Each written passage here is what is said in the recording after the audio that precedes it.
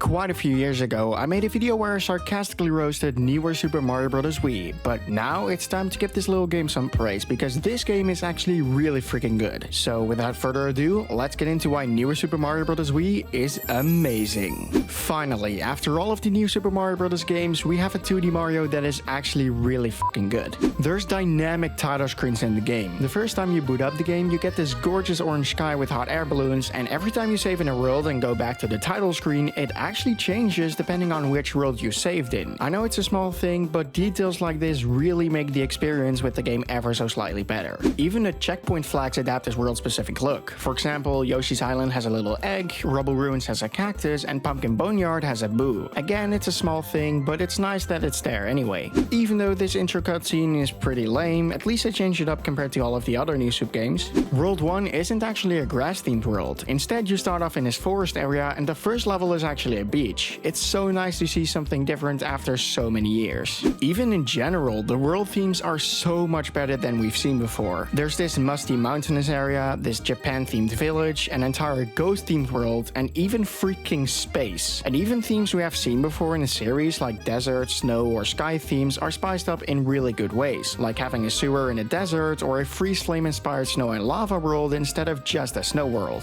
This game has a grand total of 128 levels, and most levels are fairly decent sized as well. There's a lot of fun to have here. Yoshi has even more colors now. He can be red, purple, or even black. The music in this game is really good. There's a lot of detailed compositions and memorable arrangements, and a lot of the songs are remixes from older Mario games. There's the upbeat overworld music,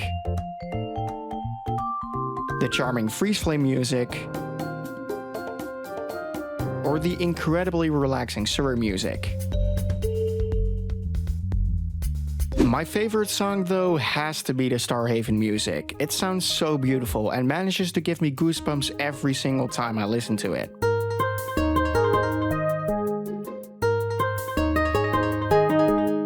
The world map is incredibly detailed. There's a lot of animated parts, the map is huge, and the world map actually reflects on what happens in the levels. Plus, the world transitions are very well done, unlike in New Super Mario Bros. U. The star coins in this game actually have some use. Instead of just being a side collectible in levels, you can now spend them in shops to get power-ups and 1-ups, and you also need all of them to access the special world. Speaking of the shops, all of them are actually themed after the world they're in. You've got Fall Mart for the Autumn World and Starbucks for Starry Skies, and the Lakitus for each shop also come equipped with some creative stuff, like a fan for Sakura Village or a Santa hat for Freeze Flame Glacier. This Pyramid Castle is one of the best castles I've ever seen in the 2D Mario game. It's just so cool and creative. I mean, you literally have statues of enemies and bring them to life by stepping on stones. There's even a star coin where you have to use the power block and a switch in the correct order, or otherwise, well, say goodbye to the star coin. The vibes of Mushroom Peaks are in fact peak. The world looks moldy and foggy, the music is calm, and the terrain looks dirty and intriguing.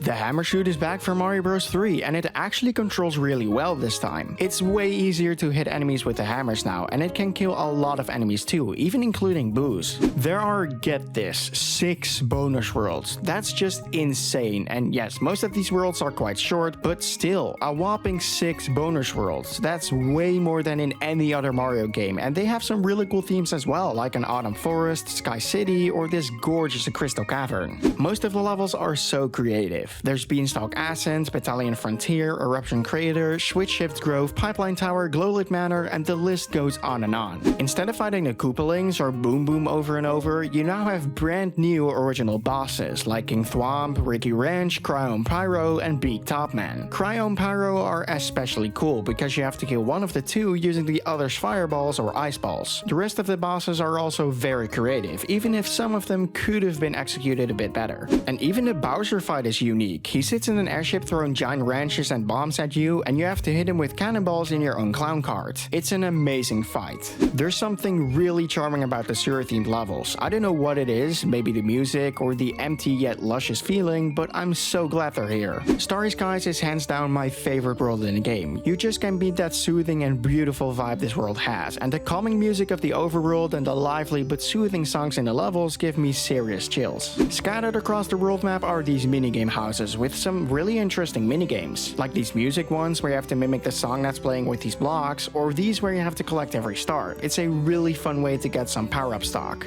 Low gravity, yeah, it's so much fun to mess around with it, and the levels make great use of it. Also, this level gives off serious space junk vibes with all of these random objects in space. Freeze Flame Volcano is so cool because there's literally chunks of ice floating in lava. Now tell me how that makes sense, but you gotta admit, that's pretty cool. Get it? Because it's cool in Freeze Flame Volcano? Well, maybe it's more on the hot side, but I digress. These Star Haven levels are some of the most beautiful levels I have ever seen in a 2D Mario game. The background looks gorgeous, and the purple colored tile set and enemies liven up the place a lot. In fact, the entire game looks really good for a Wii game. I swear, if this game was in proper HD, it would have looked so much better than even New Super U. Just like in Mario World, you have a Yoshi house, and it contains a lot of 2D pixel art of characters, enemies, and power-ups. The attention to detail in these sprites is immaculate, and there's even fun trivia about each of them. Even the Switch Palaces have made a comeback. There are 4 of these spread across the world map, and activating them makes dotted blocks solid. It's pretty neat.